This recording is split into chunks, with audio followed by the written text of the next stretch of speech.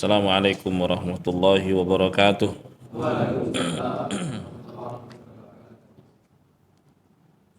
Innal hamdalillah nahmaduhu wa nasta'inuhu wa nastaghfiruh wa na'udzu billahi min syururi anfusina wa min sayyiati a'malina. May yahdihillahu fala mudhillalah wa may yudlil fala hadiyalah. Asyhadu an la ilaha illallah wahdahu la syarikalah wa asyhadu anna Muhammadan abduhu wa rasuluh sallallahu alaihi wa ala alihi wa sahbihi wa man tabi'ahum bi ihsan wa sallama taslima amma ba'd. Hadirin jamaah sekalian yang dimuliakan Allah, kembali kita mengkaji tentang 6 prinsip di dalam Al-Quran yang diterangkan secara gamblang oleh Allah Subhanahu wa Ta'ala, akan tapi tidak diketahui atau dilalaikan oleh banyak orang, bahkan oleh mereka yang mengaku sebagai cendekiawan, apalagi orang awamnya. Sekarang kita memasuki pada prinsip yang kelima. Qala al-muallifu rahimahullah, bayanullahi subhanahu wa ta'ala li awliya'illahi wa tafriqihi bainahum wa baina al-mutasyabbihina bihim min a'da'illahi wal munafiqina wal fujjar.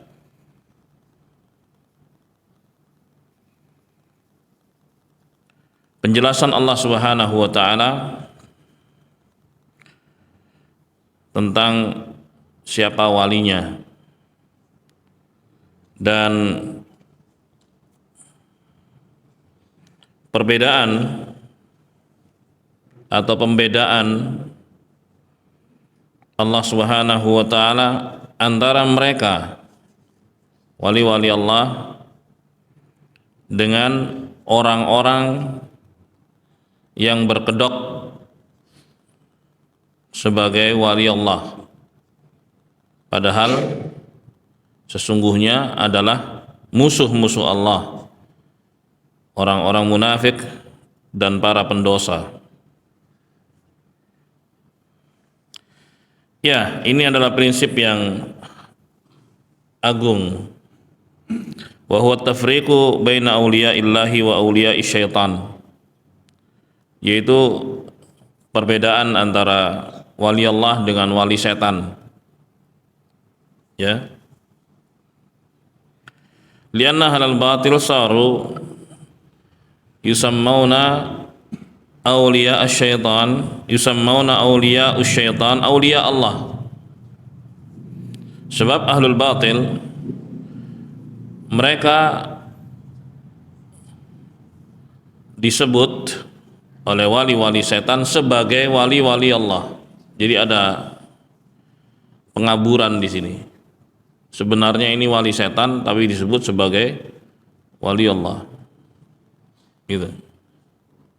Dan Allah Subhanahu wa Ta'ala terangkan siapa walinya, sehingga manusia menjadi jelas siapa yang masuk kategori wali Allah, siapa yang masuk kategori wali setan. Nah, oleh sebab itu Syekhul Islam Ahmad Ibn Taimiyah rahimahullah menulis sebuah kitab khusus terkait ini yang berjudul Al-Furqan Bain Auliya'ir Rahman wa Auliya'ish Syaitan. Ini karya beliau yang judulnya adalah perbedaan antara waliur Rahman dengan walius syaitan. Ya. Allah Subhanahu wa Ta'ala berfirman di dalam Al-Quran surat Yunus ayat 62 menerangkan tentang siapa walinya. Ala inna awliya Allah la khaufun 'alaihim wa la hum yahzanun. Ketahuilah bahwa wali-wali Allah mereka adalah orang-orang yang tidak takut dan tidak bersedih hati.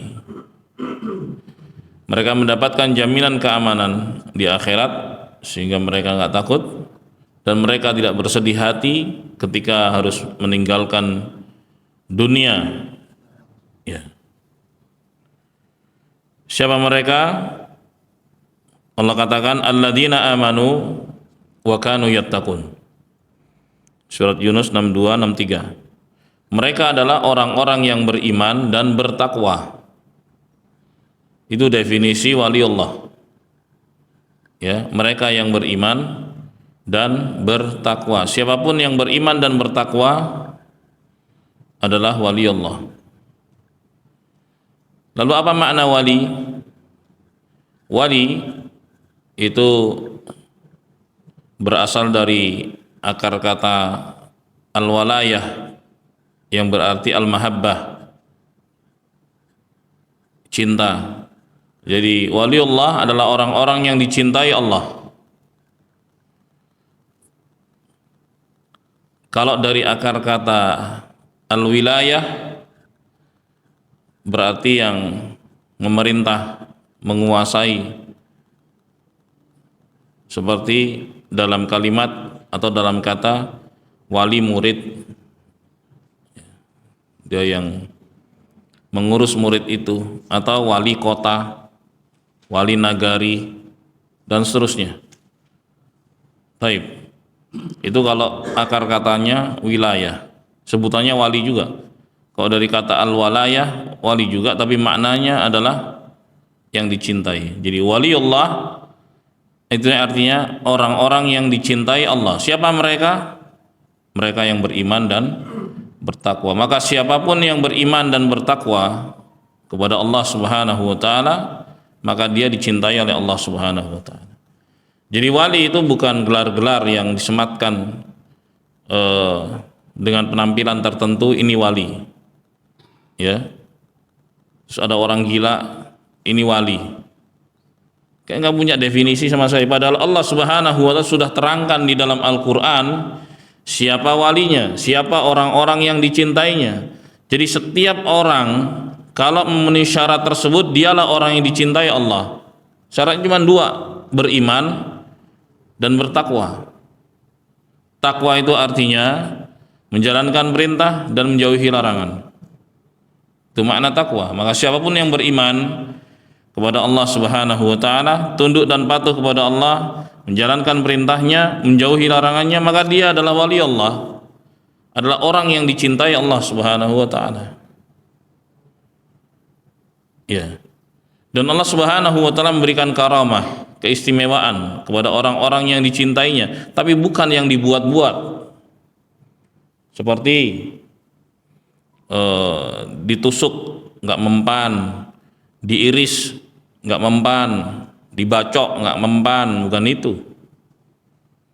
Ya. Nah, itu yang tadi yang disinggung di awal. Padahal interaksi mereka adalah dengan bangsa jin. Sebenarnya mereka adalah wali-wali syaitan, bukan wali Allah. Itu orang-orang yang dicintai sama setan, yang menyekutukan Allah Subhanahu wa taala, menduakan Allah Subhanahu wa taala. Ya. Tapi dibuat kabur, seakan-akan yang disebut dengan wali Allah adalah yang sakti mandraguna.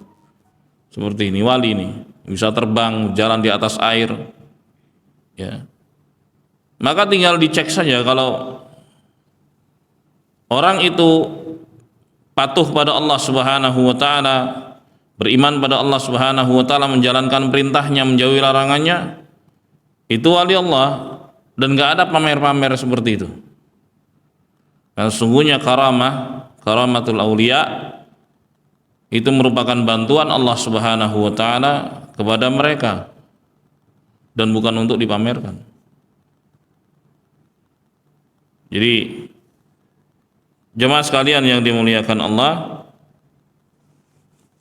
dari sini kita mengetahui bahwa orang-orang yang dicintai Allah Subhanahu wa taala telah disebut oleh Allah di dalam Al-Qur'an dan telah dijelaskan oleh Allah Subhanahu wa taala di dalam Al-Qur'an. Siapa mereka? Maka siapapun yang beriman dan bertakwa, maka dia adalah orang-orang yang dicintai oleh Allah Subhanahu wa taala. Laisa awliya'ullahi man kharaja ala syar'illahi wa ghayyara dinallahi subhanahu wa ta'ala. Bukan wali Allah orang-orang yang keluar dari aturan Allah, merasa sudah sampai level hakikat, ya, jadi menganggap bisa keluar dari aturan Allah Subhanahu wa ta'ala. Ini kekufuran. Nabi Muhammad SAW manusia terbaik itu berpegang teguh dengan aturan Allah Subhanahu wa ta'ala. Kemudian mereka ghayyara dinallah, merubah aturan-aturan Allah semaunya. Wa da'a ila ibadatil kuburi wal atrihah. Kemudian mereka menyeru dan mengajak manusia untuk kultus kepada kuburan keramat, menyembah kuburan. Hadza waliyu syaitan, yang seperti wali setan, orang-orang yang dicintai sama setan.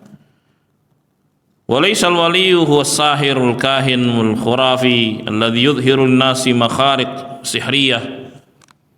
Bukan wali Allah tukang-tukang sihir, dukun, ya, ahli khurafat yang menampakkan sihir-sihirnya di hadapan banyak orang. Kemudian mereka mengatakan hadhihi karamat. Ini disebut dengan karamah katanya.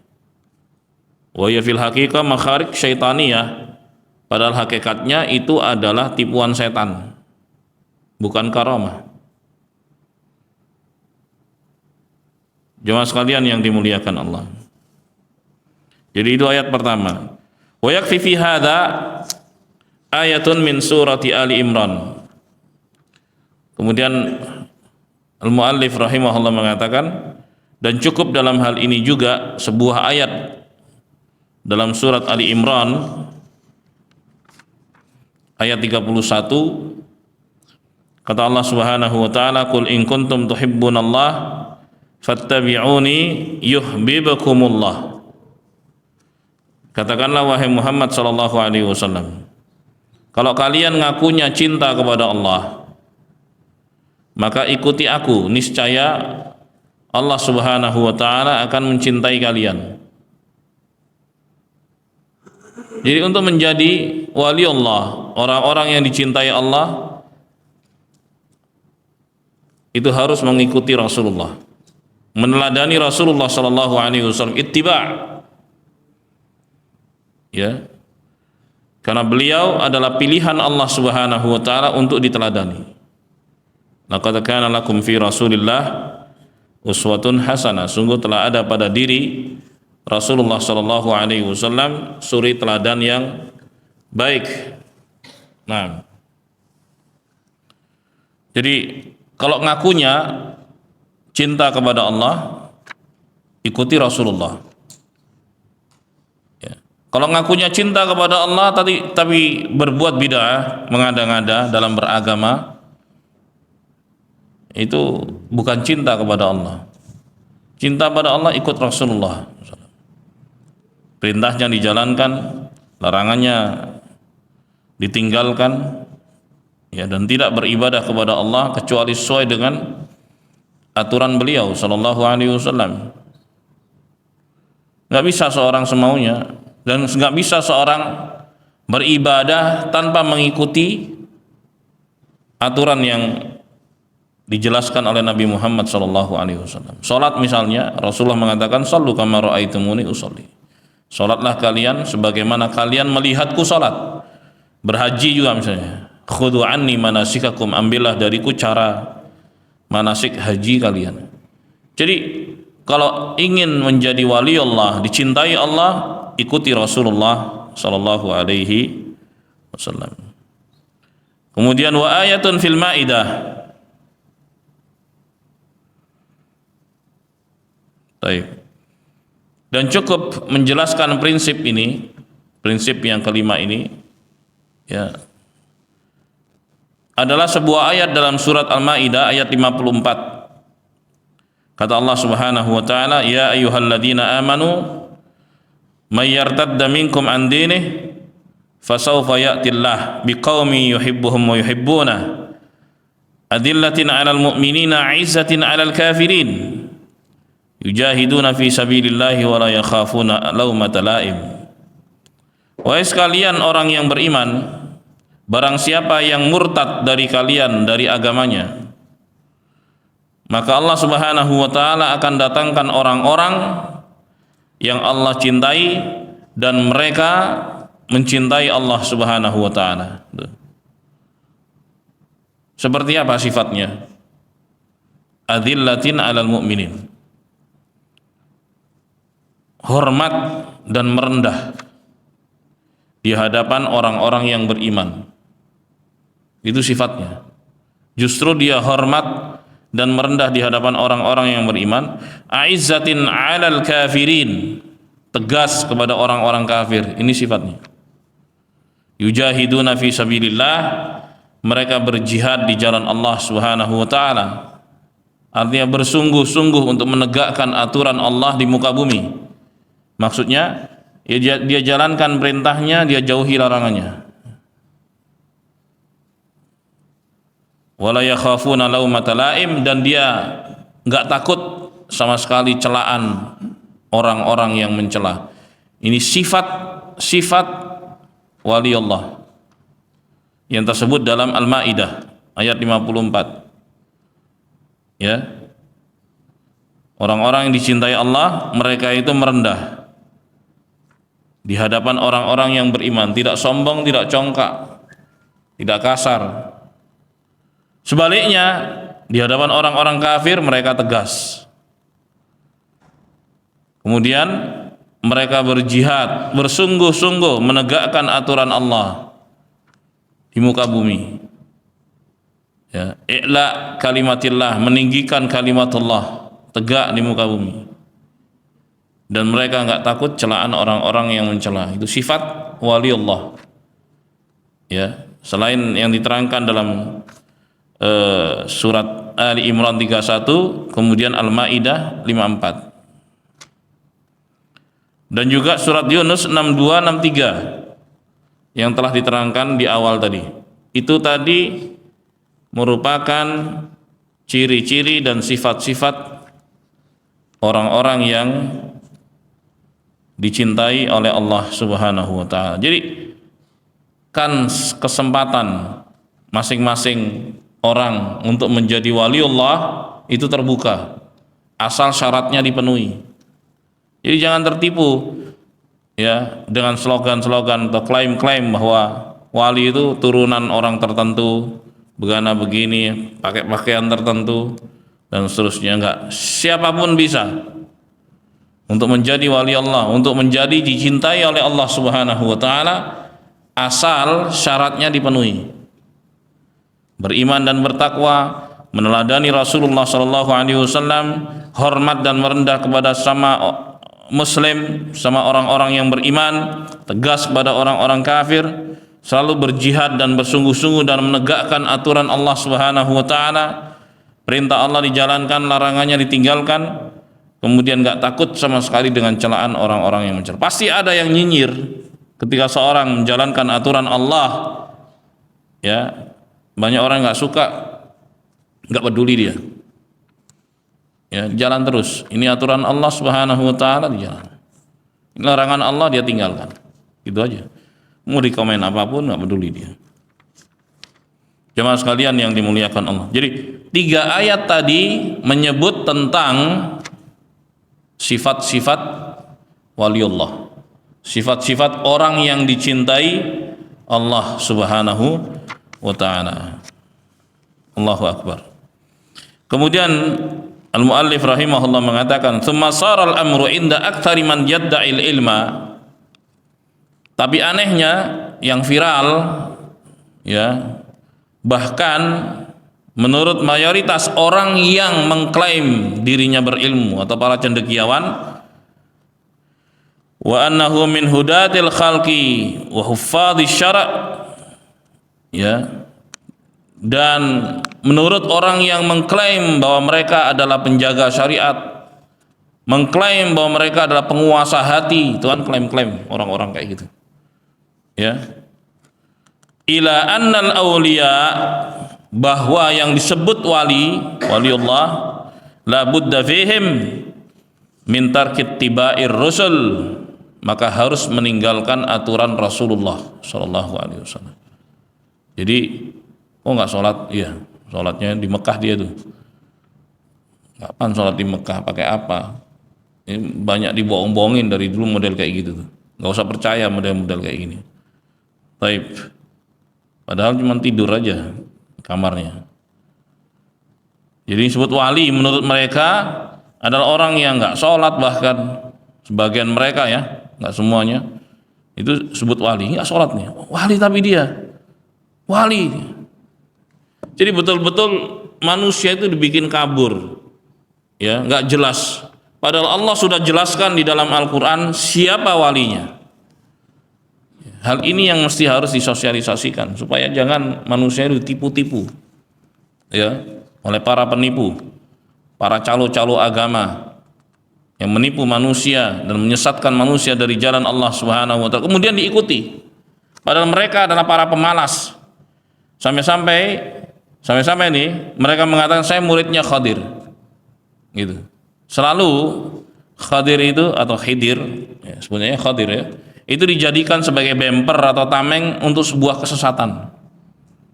Jadi seakan-akan boleh berlepas dari syariat Nabi Muhammad SAW seperti Khadir terhadap Musa. Ya, dahulu Nabi itu diutus untuk kaumnya masing-masing, tapi setelah Nabi Muhammad SAW diutus, maka risalahnya untuk seluruh manusia, maka nggak ada yang bisa lepas dari syariat Nabi Muhammad SAW. Jadi kalau ada orang yang menganggap boleh, ya, berlepas dari aturan Rasulullah Muhammad SAW, maka dia bukan Muslim. Kalau Muslim berpegang teguh dengan aturan Rasulullah SAW. Nah, kebanyakan mereka yang mengaku punya kelebihan-kelebihan dalam tanda kutip tadi, begini modelnya, ya. Kemudian alasannya sudah mencapai level tinggi ma'rifat atau hakikat. Jadi syariat itu masih level bawah saja. Orang yang berpegang dengan syariat dianggap levelnya itu rendah. Waliyadzubillah. Padahal Nabi Muhammad SAW manusia terbaik adalah orang yang paling berpegang teguh dengan aturan Allah Subhanahu wa taala. Ya. Wa man tabi'ahum falaysa minhum, dan barang siapa yang mengikuti orang-orang yang mengikuti syariat Allah, maka dia bukan bagian mereka. Itu anggapan mereka. Jadi yang disebut sebagai wali itu adalah orang-orang yang bisa berlepas dari aturan Allah, bahkan dirinya menganggap sebagai Allah. Dan itu ajarannya Al-Hallaj dengan mengatakan aku adalah Tuhan dan Tuhan adalah aku. Ya.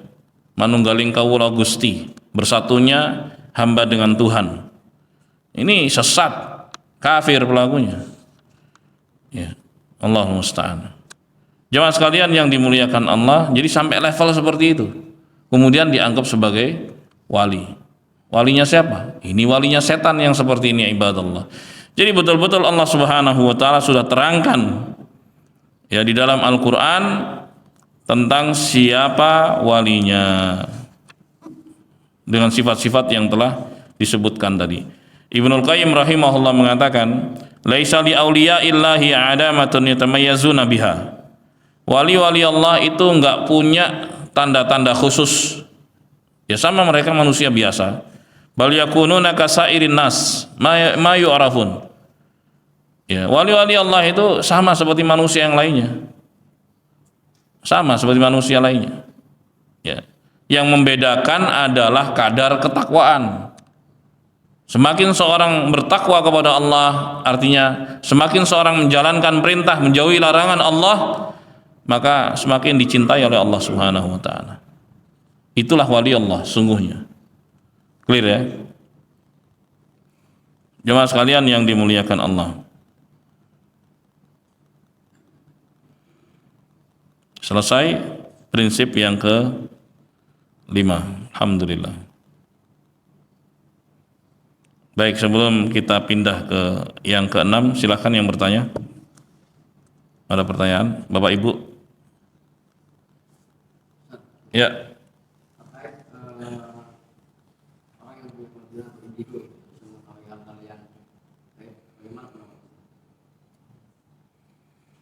Saya nggak menyebutnya itu kelebihan ya, itu kekurangan sebenarnya.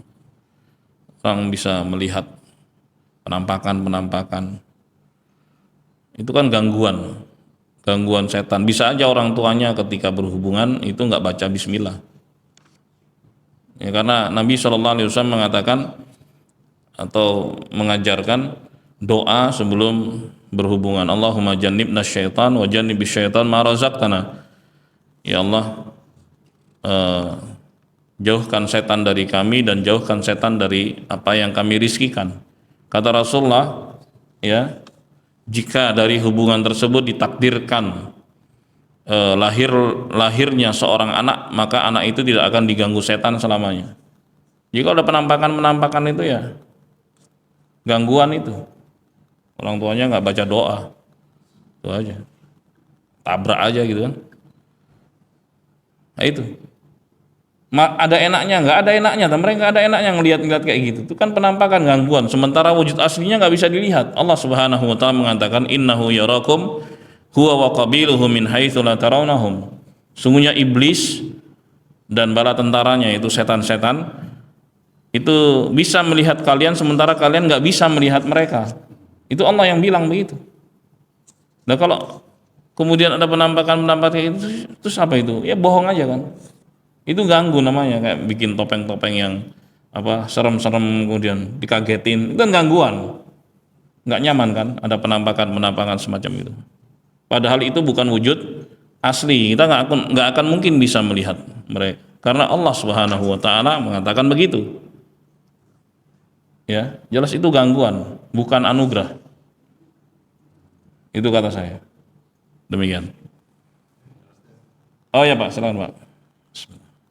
Pak, tadi dikatakan bahwa menunjukkan kalau kekuatan fisik dan kalau di Jawa itu banyak pondok pesantren itu menunjukkan seni bela diri ya, sama mungkin di sana banyak tapak suci dan lain-lain. Terus demonstrasinya itu Ya sama aja, bela diri, jangan pakai kontak dengan setan, itu aja. Bela diri, itu, ayo bohong aja tuh, iya, begini, kan banyak juga pembuktian bohongnya kan, belakangan ini, ternyata bohong aja gitu, nggak usah percaya. Mau bela diri ya, bela diri aja yang murni pure, nggak pakai kayak gitu-gituan. Ya kan? Latihan bela diri memang dianjurkan, gulat diantaranya, terus apalah begitu, ya bela diri yang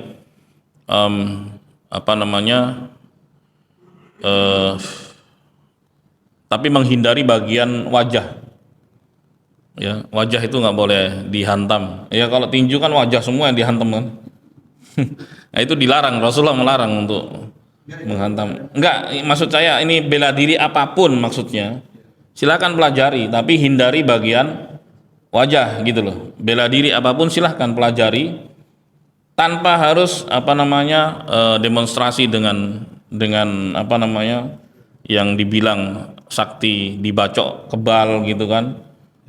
Ditusuk. Nah, itu bagian itu disingkirkan. Jangan. Itu nggak boleh. Ya, nggak boleh. Apakah itu mengatasnamakan pondok pesantren? Ya nggak tahu santrinya siapa kalau kayak gitu modelnya. Kan sebutkan tadi kalau kayak gitu modelnya santrinya setan, bukan santri yang benar.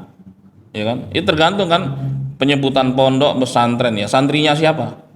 Mau belajar mengikuti aturannya siapa? Belajar mengikuti aturannya Rasulullah SAW itu benar. Kan kalimat pondok pesantren kan walaupun memang seni identiknya kepada al-Islam, tapi kita lihat prakteknya. Enggak sedikit juga kata-kata yang identik dengan Islami seperti ustadz padahal dukun. Dipakai tuh kiai padahal dukun. Padahal ini kata-kata baik sungguhnya awalnya. tapi diselewengkan sebagian orang. Dia dukun kemudian disebut ustadz lagi. Nggak sedikit orang pakai kayak gitu kan.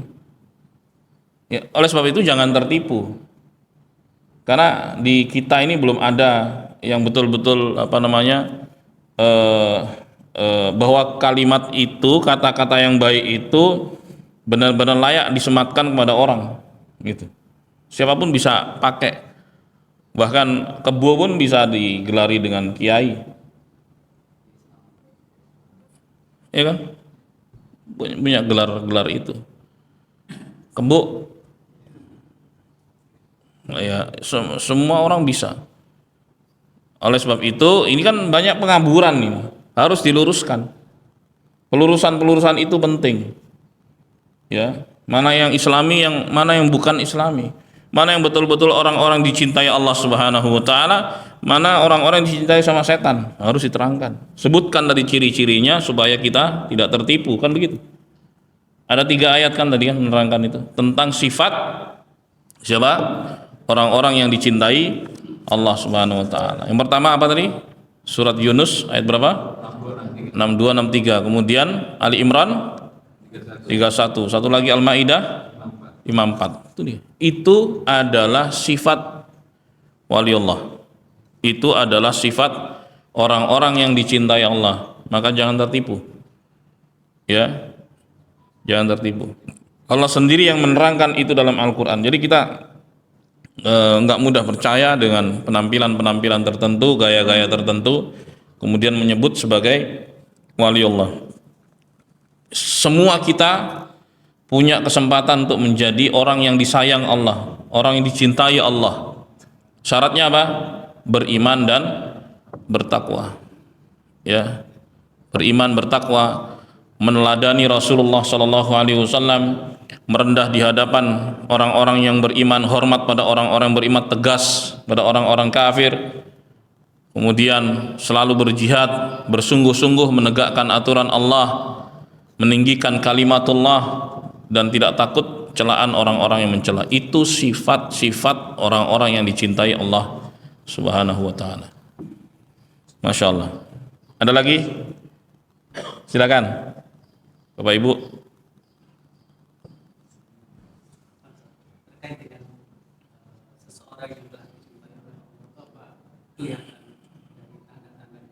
Iya, kelihatan. Tanda-tandanya adalah dia adalah orang yang lurus, selalu berpegang teguh dengan aturan Allah. Itu tandanya. Karena Allah menyebut tandanya itu. Ayat-ayat tadi adalah tandanya. Gitu. Bukan tanda yang lain. Ayat-ayat tadi yang disebutkan, ya, yang dikutip tadi, itu adalah tanda-tandanya bahwa dia ini orang dicintai oleh Allah Subhanahu wa taala. Gitu. Nggak ada tanda-tanda lain. Misalnya dia duduk bisa terbang sendiri di atas sajadahnya gitu, terus pergi, atau dia berjalan di atas air, bukan itu. Ya, justru itulah tanda-tanda orang-orang yang dicintai Allah Subhanahu wa taala. Ya, mereka selalu hadir ke masjid, sholat 5 waktu berjamaah untuk laki-lakinya. Baik, itu tanda dia dicintai oleh Allah Subhanahu wa taala. Gemar dengan kebaikan, ya, benci dengan kemaksiatan dan keburukan, itu tanda dia dicintai oleh Allah Subhanahu wa taala. Gitu. Berikutnya. Ya. Saya nggak tahu legendanya seperti apa, ceritanya seperti apa. Mesti harus ada tulisan-tulisan yang valid tentang itu. Harus ada kajian-kajian yang betul. Kalau saya balik, tahu nggak? Ada surat-suratnya nggak? Misalnya keterangan tentang itu, kitab tentang itu, menerangkan. Kan selama ini kan digambarkan hanya dengan film misalnya, dan kalau tanya itu dasarnya apa, ada yang bisa menjelaskan gimana? Validasinya itu loh. Kalau hadis Nabi Shallallahu Alaihi Wasallam, aktivitas Nabi Shallallahu Alaihi Wasallam, ucapan beliau, perbuatan beliau, persetujuan beliau itu valid. Ya, ada alat untuk memvalidasinya, menyatakan itu sah, ya, yaitu dengan sanad, jalur periwayatan. Kalau jalur periwayatannya nggak benar, maka ditolak oleh para ulama, nggak benar itu, gitu. Siapa yang meriwayatkan kamu dari Nabi? Si A, si B, si dan seterusnya, urutannya begitu. Wah ini orang nggak benar ini, dia pendusta nih, nggak dipakai langsung, gitu. Alhamdulillah. Sehingga apa yang dinisbatkan kepada Nabi, kalau itu valid maka disebut sahih, diterima. Kalau nggak valid disebut dhaif, bahkan palsu, maudhu. Terang akhirnya. Tapi kisah-kisah itu saya nggak tahu. Kan butuh cara untuk memastikan kebenarannya. Bahwa ini yang dilakukan, ini yang tidak dilakukan, ini yang disampaikan, ini yang tidak disampaikan. Baik, kan begitu. Intinya yang namanya wali itu orang-orang yang beriman dan bertakwa, siapapun dia. Begitu. Berikutnya. Ada lagi? Baik, kalau nggak ada kita sambung pada prinsip yang terakhir, al-aslus sadis, poin yang ke-6 ya. Raddus syubhati allati wada'aha syaitanu fi tarkil Qur'ani was sunnah wa ittiba'il ara' wal ahwa'il mutafarriqah al-mukhtalifah wa hiya anna al-Qur'ana was sunnata la ya'rifuha illa al-mujtahidul mutlaq. Prinsip yang keenam berisi bantahan syubhat yang ditiupkan oleh setan untuk meninggalkan Al-Quran, untuk meninggalkan As-Sunnah dan mengikuti pendapat-pendapat manusia, katanya dan katanya, ya, dengan alasan bahwa Al-Quran dan As-Sunnah itu tidak diketahui kecuali oleh mujtahid mutlak, orang yang levelnya udah tinggi sekali. Jadi manusia itu digiring supaya nggak nyentuh Al-Quran, manusia digiring untuk jauh dari Al-Quran. Seandainya dia pegang Al-Quran, Al-Quran hanya dibaca dan dinikmati bacaannya saja, bukan dikaji isinya. Padahal isi Al-Quran itulah petunjuk buat manusia. Manusia dijauhkan dari itu. Jangan pegang-pegang Quran kamu, jangan deket-deket Quran, jangan berani-beraninya kamu buka-buka Quran. Gitu. Udahlah ikut aja sama ini si A, si B, si C dan dibikin begitu. Subhanallah. Ya, iya memang betul. Seorang buka Al-Quran mengkaji isinya harus tahu ilmunya. Ada ilmunya memang, nggak sembarangan juga. Ya kemudian asal comot begitu, nggak bisa begitu. Ada ilmunya. Yang pasti Al-Quran bahasa Arab, ada ilmu bahasa Arab di situ. Dia ngerti bahasa Arab di situ. Kemudian kalau pengen paham maknanya, di situ ada dasar-dasar ilmu tafsir. Ya kemudian di dalamnya juga diterangkan tentang makna-maknanya, bagaimana cara menafsirkan Al-Quran. Al-Quran ditafsirkan dengan ayat yang lain, Al-Quran ditafsirkan dengan hadis Nabi SAW, Al-Quran ditafsirkan dengan qaul sahabah, ucapan para sahabat, Al-Quran ditafsirkan dengan ucapan para tabi'in, Al-Quran ditafsirkan dengan bahasa Arab, itu yang paling rendah. Ada kaidah-kaidahnya. Iya betul begitu, tapi bukan berarti nggak boleh sama sekali. Bahkan dianjurkan kepada muslim untuk berpegang kepada aturan Al-Quran. Alhamdulillah sudah ada terjemahannya, dan terjemahan itu adalah tafsir. Kalau nggak ngerti bisa ditanyakan kepada yang lebih ngerti. Tapi para setan ini dari jin maupun manusia berusaha untuk menjauhkan manusia dari memahami Al-Quran. Kemudian mereka mengajak untuk taklid buta, ya pada tokoh-tokoh tertentu. Pokoknya kata ini ikut aja sama dia gitu, pasti selamat dan seterusnya. Loh, Quran di depan dia, alhamdulillah bisa dibaca, alhamdulillah ada terjemahannya. Kalau misalnya nggak ngerti bisa tanya kepada yang lebih ngerti, walhamdulillah. Maka syubhat ini yang harus dibantah. Syubhat atau pengaburan bahwa seakan-akan Al-Quran itu hanya bisa dimengerti oleh mujtahid mutlak gitu. Sehingga akhirnya orang pun menjauh dari Al-Qur'an. Ini subhat setan ini, kayak gini. Ya, udah nggak peduli lagi. Kalaupun dekat hanya dibaca saja. Dilagu-lagukan udah. Tapi dikaji isinya enggak. Allahul musta'an. Jemaah sekalian yang dimuliakan Allah, jadi prinsip yang terakhir atau poin yang keenam ini penting sekali, ya, yaitu syubhat sebagian orang yang mengatakan inna la na'rifu ma'anil kitab was sunnah wa la yumkinu an na'rifaha. Kita ini nggak ngerti makna Al-Qur'an dan As-Sunnah dan nggak mungkin kita bisa mengetahuinya. Subhanallah, dibikin begitu. Jadi cuman Al-Qur'an itu ya buat ngusir setan, kalau ada setan penampakan tunjuk-tunjuk gitu. Apaan ini? Subhanallah. Enggak begitu fungsinya. Hudal linnas. Al-Qur'an itu apa? Petunjuk bagi manusia. Petunjuk hidup bagi manusia. Bagaimana kita bisa tahu itu petunjuk kalau kita nggak belajar? Isinya petunjuk loh buat manusia. Mana perintah, mana larangan, mana halal, mana haram. Itu ada di dalam Al-Qur'an. Kalau kita nggak mempelajarinya, nggak mungkin kita bisa memahaminya. Orang pegang Quran saja, apakah otomatis dia ngerti perintah Allah, larangan Allah? Pegang dia Quran begitu aja. Cuman pegang doang, ya nggak mungkin dong. Dia harus ngerti, ya harus ngerti, belajar, dan itu bisa dipelajari. Alhamdulillah ilmu tersebar sekarang ini, ya, sehingga jangan sampai lagi tertipu dengan sebagian orang yang mengatakan jangan pegang-pegang, jangan sentuh-sentuh Al-Quran, jangan lagi kamu berusaha untuk mempelajari isi Al-Quran, dibegitukan, udah cukup kamu ikut aja lah gitu katanya. Itu yang sering diucapkan. Ini penyesatan jemaah sekalian yang dimuliakan Allah.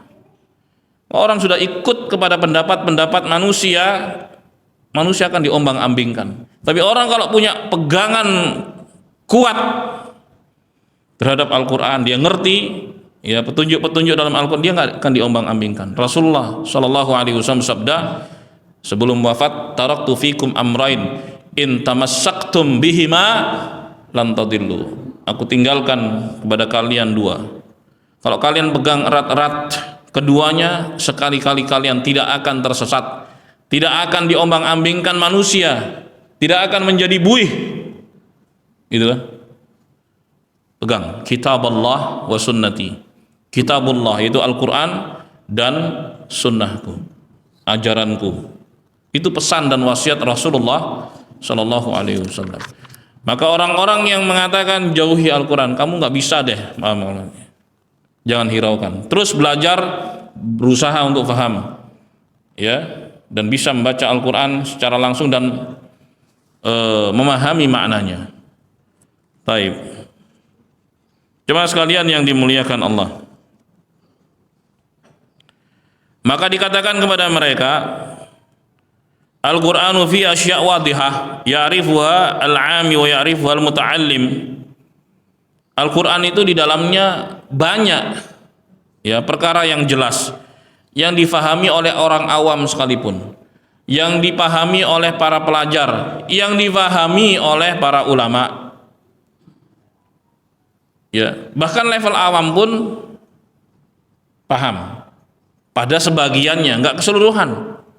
Contoh firman Allah Subhanahu wa taala, wa aqimus shalah, dirikanlah salat. Itu aja satu. Semua paham tuh orang. Sampai level awam sekalipun perintah untuk salat, tinggal prakteknya kan sebenarnya. Ayo praktekkan. Gitu. Allah perintahkan untuk salat. Ya. Wa aqimus shalah wa atuz zakah, tunaikan zakat, jelas kan? Wala taqrabuz zina, jangan dekati zina. Tuh. Baik. Larangan untuk konsumsi khamr, jelas. Itu kan jelas, clear, petunjuk dari Al-Qur'an. Baik. Jemaah sekalian yang dimuliakan Allah, dan banyak lagi perkara-perkara yang jelas yang difahami oleh orang awam sekalipun. Itu ada di dalam Al-Quran, pegang itu supaya selamat, kan gitu. Walaupun ada di sana yang difahami oleh muta'allim, para pelajar yang memang belajar secara khusus Al-Quran. Ada juga hal-hal yang lebih samar lagi, hanya difahami oleh para ulama. Memang bertingkat-tingkat, bukan berarti nggak boleh sama sekali ya mendekat kepada Al-Quran, berpegang teguh dengan Al-Quran. Ini salah. Kalau ada orang seperti ini, jauhi. Hati-hati, itu syubhat, bisikan setan. Allahumma musta'an. Jemaah sekalian yang dimuliakan Allah. Kemudian mereka mengatakan wal mujtahidu wal mausufu bi kadza bi kadza awsafan la'allaha la tujadu tamatan fi Abi Bakar wa Umar. Mereka mengatakan bahwa Al-Quran itu nggak mungkin bisa difahami kecuali oleh orang besar. Orang besar disebut dengan mujtahid mutlak. Sifatnya itu begini dan seterusnya, sampai-sampai itu nggak ada pada diri Abu Bakar dan Umar. Jadi mereka sendiri yang bikin syarat-syarat yang lebay, yang berlebihan. Bahkan syarat itu tidak ada pada diri Abu Bakar dan Umar, saking beratnya gitu. Memang dikesankan supaya manusia itu jauh dari Al-Quran, jauh dari petunjuk Allah Subhanahu wa Ta'ala, gitu. Nah, ini bahaya nih. Allah musta'an. Sementara kita diperintah untuk dekat kepada Al-Quran, diperintah untuk memahami Al-Quran. Kalau nggak ngerti tinggal tanya kan. Banyak orang-orang yang bisa dan paham terhadap Al-Quran. Contoh lain yang jelas, wa'budullaha wa la tusyriku bihi syai'a. Beribadalah kepada Allah saja dan jangan sekutukan Dia dengan apapun. Jangan duakan Allah dengan apapun. Clear? Ya, kalau nggak pegang Al-Quran, ya banyak orang melakukan kesyirikan, menduakan Allah Subhanahu wa Ta'ala, tapi merasa masih di atas jalan yang benar. Mereka curhat pada kuburan keramat, batu keramat, pohon keramat. Mereka masih merasa di atas jalan yang benar. Yang penting kan saya masih menyembah Allah. Subhanallah. Mereka nggak paham dengan makna kesyirikan. Bahkan sebagian mengatakan syirik itu artinya iri dan dengki. Lu syirik sama saya. Itu artinya iri. Ini kan dipelintir gitu loh. Padahal makna syirik itu menduakan Allah Subhanahu wa Ta'ala. Gitu loh. Asyirik itu menduakan Allah Subhanahu wa Ta'ala. Menduakan artinya bagaimana? Beribadah kepada Allah, beribadah juga kepada selain Allah, minta kepada Allah, minta juga kepada selain Allah. Itulah menduakan Allah, syirik. Allah Subhanahu wa Ta'ala mengancam mereka yang enggak taubat, mati dalam keadaan seperti ini, kekal di neraka. Coba tuh. Kemudian mereka mengatakan apa? Yang penting kan masih menyembah Allah, meminta kepada Allah. Tuh. Ini enggak paham dengan kesyirikan. Ya, kenapa? Karena jauh dari Al-Quran, ikut-ikutan orang, gitu. Seakan-akan selama dia masih menyembah Allah, berdoa kepada Allah, itu aman. Padahal makna syirik menduakan Allah, dia beribadah kepada Allah, berdoa kepada Allah, berdoa juga kepada selain Allah, itulah syirik. Ini nggak dipahami. Padahal perintahnya beribadah itu hanya kepada Allah, berdoa hanya kepada Allah. Iyyaka na'budu wa iyyaka nasta'in. Sering lo dibaca Al-Fatihah, Al-Fatihah. Terus prakteknya mana? Praktek orang-orang yang menduakan Allah tadi. Padahal sering baca itu ayat, sering baca itu surat. Iyyaka na'budu wa iyyaka nasta'in. Kok bisa ikut-ikutan? Ya karena ngikutin tadi. Udahlah, pokoknya ikut ini aja lah, gitu. Pokoknya. Ustaz, tadi kan disebut kesyirikan tadi ya. Iya. Biasanya orang kalau ziarah kubur itu, karena sudah mendoakan almarhum kan, Iya. terus dia bela-belain itu, yang tolong doain cucunya. Iya, itu syirik. Itu maksud syirik. Syirik itu. Lu gimana orang mati diminta intad'uhum la yasma'u du'aakum?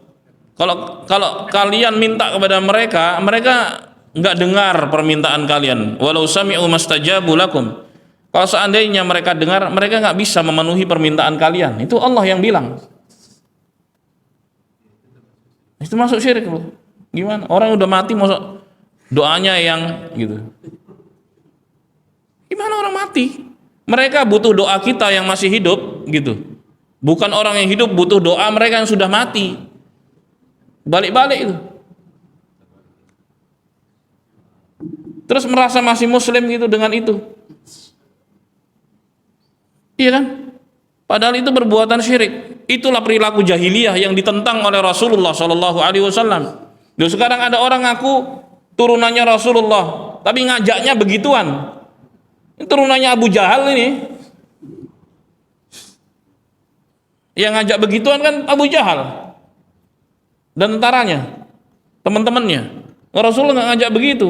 Justru Rasulullah ngajak untuk menjauhi kesyirikan. Allahul musta'an. Iya kan? Jemaah sekalian yang dimuliakan Allah, kenapa kok bisa begitu? Ini Qur'annya bilangnya kemana, perilakunya kemana? Tapi dia pegang Qur'an karena nggak mau ngerti isinya. Akhirnya seakan-akan dia sudah benar, begitu pegang Quran otomatis benar, transfer langsung tuh. Apa betul begitu? Kalau nggak dipelajari ya nggak ngerti mana perintah, mana larangan, mana halal, mana haram. Cuma sekalian yang dimuliakan Allah. Kemudian dianggap jangan buka-buka Quran untuk dikaji isinya. Kamu belum, ya udah kalau nggak ngerti ya belajar kan begitu. Ada tahapannya. Bukan melarang manusia untuk dekat-dekat dari Al-Quran, untuk mengkaji isinya, menjauhkan manusia dari Al-Quran, gitu. Nas'alullah al-afiyah.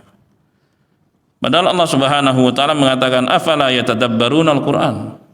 Kenapa mereka tidak mentadabburi Al-Quran? Bagaimana seorang bisa tadabbur Al-Quran kalau nggak paham isinya? Tapi itu perintah dari Allah Subhanahu wa taala untuk mentadabburi Al-Quran. Kemudian kata mereka lagi nih, syubhatnya lagi. Ini yang harus dibantah dan berhati-hati darinya.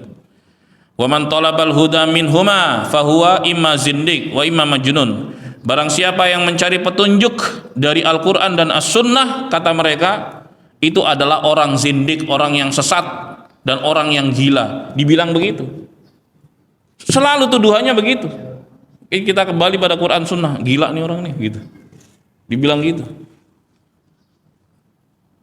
Li ajli su'ubati fahmihima, dengan alasan susah, nggak bisa dipahami itu Quran Sunnah. Subhanallah. Kalau Quran Sunnah nggak bisa dipahami, terus manusia hidupnya bagaimana untuk bisa nurut kepada Allah? Ngikuti aturannya siapa? Makanya banyak kemudian muncul Islam madhab yang macam-macam. Ada terakhir madhab Soekarno katanya. Nanti madhabnya siapa lagi yang muncul? Subhanallah. Islam itu Islam yang dibawa Nabi Muhammad SAW, itulah yang dipelajari kan gitu. Sepakat gak? Ya harus sepakat dong. Muslim ya harus beriman kepada Nabi Muhammad SAW. Ya. Kemudian al-aimmatul arba'ah, Abu Hanifah, Malik, Syafi'i, Ahmad rahimahumullah. Kemudian imam-imam yang lainnya. Ini ada madhab lain, madhab Soekarno lagi. Aneh-aneh aja. Padahal Soekarno pun nggak ngajak untuk bermadhab. Ini kan hanya klaim-klaim dusta aja. Ya. Na'udzubillah min dzalik. Muncul akhirnya kotak-kotak ini. Muncul Islam Nusantara, Islam Arab, Islam Afrika, Islam Eropa. Islam yang dibawa Nabi Muhammad SAW. Udah itu aja. Pelajari aja gitu. Jangan mau dikotak-kotakin. Ini kan cara-cara penjajah kafir untuk memecah belah kaum muslimin. Gitu. Belah bambu, politik belah bambu di antara kaum muslimin sendiri, pecah-pecah begitu. Nasallallahu alaihi. Hati-hati. Kembali kepada Quran Sunnah. Jangan tertipu dengan subuhat-subuhat tersebut. La haula wala quwata illa billah. Fa subhanallah wa bihamdih kam bayyana Allah subhanahu wa ta'ala syar'an wa qadara. Ya. Maha suci Allah Subhanahu wa taala, segala puji baginya. Berapa banyak Allah Subhanahu wa taala menjelaskan di dalam Al-Qur'an. Banyak sekali penjelasan. Fi raddi hadhihi syubhah al-mal'unah, untuk membantah syubhat terkutuk ini. Min wujuhin syatta, dari banyak sisi. Ya, ila haddid daruriyatil 'amah, sampai pada level darurat, dijelaskan. Artinya sampai orang awam pun paham. Contoh, ya, ayat-ayat yang sudah kita bacakan tadi, ya, wa'budullah wa la tusyriku bihi syai'a, beribadalah hanya kepada Allah, janganlah kalian menyekutukan Allah dengan apapun, wa la taqrabuz zina, jangan dekati zina, hurrimat alaikumul maitah, diharamkan kepada kalian untuk makan bangkai, itu kan, bangkai itu hewan yang disembelih tidak baca bismillah atau hewan yang mati gitu. Artinya masakan-masakan atau makanan-makanan yang terkait dengan sembelihan ya harus diperiksa. Kan ini apalagi ini kaitannya negeri kaum muslimin. Nah, sedikit kemudian impor daging-daging nggak peduli itu disembelih baca bismillah atau enggak gitu kan. Ini kan bahaya juga nih. Sallallahu alaihi wasallam. Terapin ini loh. Ini kan clear, gampang dipahami, mudah sekali. Muslim harus paham itu. Dan seterusnya. Masih banyak ayat-ayat yang lainnya. Walakinna aktsaran nasi la ya'lamun. Akan tapi kebanyakan orang nggak peduli dengan itu, nggak paham dengan itu. Padahal Allah Subhanahu wa taala banyak sekali menerangkan di dalam Al-Qur'an perintah-perintah yang jelas, larangan-larangan juga yang jelas. La ilaha illallah. Kemudian ditutup oleh penulis rahimahullah dengan bawakan firman Allah dalam surat Yasin, laqad haqqal qawlu ala aktsarihim fahum la yu'minun. Inna ja'alna fi a'naqihim aghlalan fahiya ilal adqani fahum muqmahun. Wa ja'alna min baini aydihim sadda wa min khalfihim sadda fa aghshaynahum fahum la yubsirun. Wa sawa'un 'alaihim anzartahum am lam tunzirhum la yu'minun. Innama tunziru man ittaba'a adh-dhikra wa khashiya ar-rahmana bil ghaib. Fabashshirhu bimaghfirati wa ajrin karim. Yasin ayat 7 sampai 11. Ya. Sungguh telah tetap keputusan atas mayoritas mereka, tapi mereka pun gak percaya. Sungguhnya kami jadikan di leher-leher mereka belenggu sampai ke dagu, kemudian mereka tertengadah, dan kami jadikan penghalang di depan mereka, di belakang mereka, dan kami tutup mereka dan mereka tidak bisa melihat. Sama saja mereka ini, engkau wahai Muhammad berikan peringatan kepada mereka atau tidak, mereka juga nggak percaya, mereka nggak beriman. Hanya saja engkau berikan peringatan kepada orang yang mau mengikuti peringatan dan takut kepada Allah Subhanahu wa taala walaupun mereka tidak melihatnya. Maka berikan kabar gembira kepada mereka ini dengan ampunan Allah dan pahala yang sangat besar. Akhiruh walhamdulillahi rabbil alamin. Wa sallallahu ala nabiyyina Muhammadin wa alihi wa sahbihi wa sallama tasliman katsira ila yaumiddin. Alhamdulillah, 6 prinsip di dalam Al-Qur'an sudah kita kaji. 6 prinsip terkait akidah. Selesai ya. Baik, sebelum ditutup silakan yang mau bertanya. Ya. Silakan, Pak. Banyak dagang ayam beras itu. Kita kan nggak tahu motongnya pakai bismillah. Nah itu, tanyain dulu, baca bismillah nggak gitu. Oh iya, benar. Iya benar loh. Kalau emang dagang sembelih nggak baca bismillah nggak? Oh saya beli Pak gitu. Kenapa? Ya, saya tanya, kalau saya beli saya tanya mesti. Ini kamu dari mana ini? Ini daging dari mana? Ini sembelih sendiri ya? Sembelih sendiri. Ini lokal nih Pak gitu. Gitu. Yang impor yang ini nih, gini. Gitu. Halal nggak ini? Halal nggak gitu? Halal maksudnya apa? Halal nih Pak. Halal nggak sembelih dengan? Saya tanya. Gitu loh. Karena gimana ya? Di negeri mayoritas kayak gini kita dapati banyak sekali kecurangan sebagian, nggak sedikit orang hanya ambil cuan, ambil keuntungan saja, nggak peduli itu halal atau enggak gitu. Urusan sesembelihan loh. Ya itu ya. Allahul musta'an. Maka saya serukan kepada mereka yang bertanggung jawab untuk itu dan dia muslim, ya, pedulilah kalian kepada saudara-saudara kalian muslimin. Gitu. Ada teman-teman juga yang terkait bagian itu, saya kasih tahu, saya ingatkan, Pak, betul ini prosesnya harus baik-baik ya Pak gitu. Jaga ini. Tapi namanya jabatan itu kan kadang berpindah-pindah, berganti-ganti. Paling tidak selama dia menjabat harus ada perhatian khusus terkait ini, masalah kehalalan. Ya. Baik. Kalau impornya ke negeri kafir gimana coba? Kalau nggak diutus, misalnya ada petugas yang datang ke sana. Kalau Saudi Arabia, dia impor dari negara kafir, tapi dia datangkan tenaga-tenaga dari mereka dari luar muslimin untuk ngecek dan melakukan itu penyembelihan itu, gitu. Jadi dipastikan ketika masuk ke sana itu dalam keadaan siap konsumsi dan halal. Ya mudah-mudahan negeri kita begitu. Tapi kita dapati fakta di lapangan juga aduan-aduan, bahkan juga di penggilingan daging itu yang beberapa waktu yang lalu bakso tapi terpapar ada babinya. Ternyata di operatornya itu nggak peduli ini giling habis pakai untuk giling babi, dipakai giling sapi. Subhanallah. Kan jadi mestinya kan ya Allah itu kan najis itu. Coba tuh. Makanya mesti ditertibkan itu. Nah di mimbar ini saya sampaikan siapapun yang punya akses ke sana, ingetin itu. Allah musta'an. Allah musta'an. Itu seremnya tuh.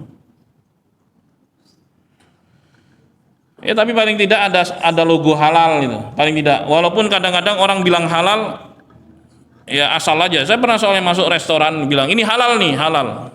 Pakai ciuk nggak? Pakai katanya. Ciuk kan haram jadinya. Pakai arak.